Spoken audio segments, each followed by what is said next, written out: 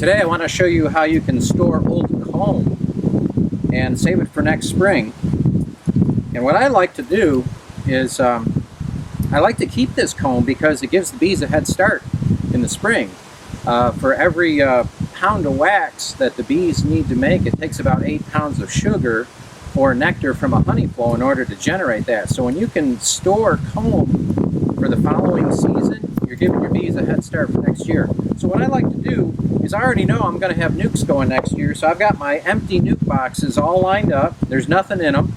But what I'm going to do is I'm going to take 3 frames with drawn comb from last year, and I'm going to store 3 in each one of these nuc boxes, because what I'll probably do is when I make splits in the spring is I'll probably pull out 2 frames from an active hive and generate a new nuc with that.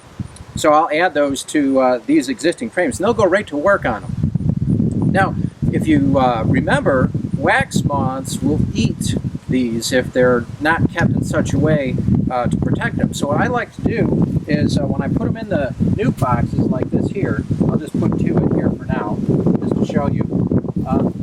As we all know, wax moths don't like cedar. So I've got a bag of cedar shavings, and all I do is I just take a handful of these cedar shavings and I sprinkle some in here. You don't need to fill the whole thing up, but I'll put those 3 frames in, and then I'll just take maybe 2 handfuls of these cedar shavings and I'll sprinkle them in there. And now I don't have to worry about that comb being eaten up by wax moths. Once I've got one of my nucs with 3 frames of comb all set for next year, I just put the cover on. And I know this whole rail is going to be empty nucs, but now I'm ready to go. And next spring, when I have a split ready to go in here, all I have to do is take the lid off, dump out the shavings, and then put in 2 frames of active bees with eggs and larvae and maybe even a queen bee. Or if I'm trying to generate a queen, I'll give them eggs, and they'll go right to work during the spring honey flow. That's a head start for your bees for next year, and it also allow you to use that good comb that you've had stored from last year. Now, just in case you're worried that there could be wax moth larvae in it, I've got some. In fact, there's a couple in here. I'll show you. These actually did have wax moths, and you can see here, there's some of the webbing. Okay, that was wax moth. Now what I did was I put these in the freezer for about 2 or 3 days. All these wax frames went in the freezer for about 2-3 days. So it killed all the eggs, killed any larvae that might be in there.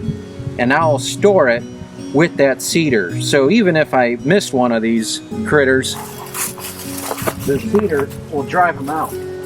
So again, I grabbed 3 frames, and I've even got partially drawn frames like this one.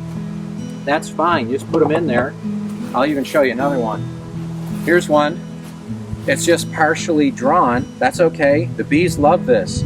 That's that much work they can save for next spring. So I put those 3 frames in.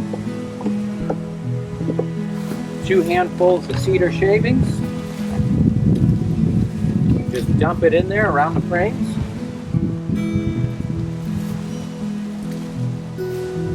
I love the smell of this. And then put your lid on. Now you've got another nuc all ready to go for next year. So by doing that, I was actually able to save or prepare 19 nucs for next spring. So that's 19 nucs I don't have to scramble. It always seems like you're scrambling in the spring too, doesn't it? When that honey flow starts and the bees start going to work, it seems like you never have enough frames, never have enough boxes.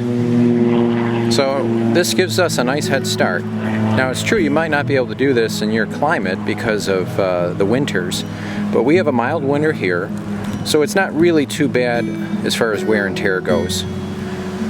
But if you're in an area where you can take advantage of the climate, I suggest doing this because it'll give you a head start and it'll keep your comb fresh for next year.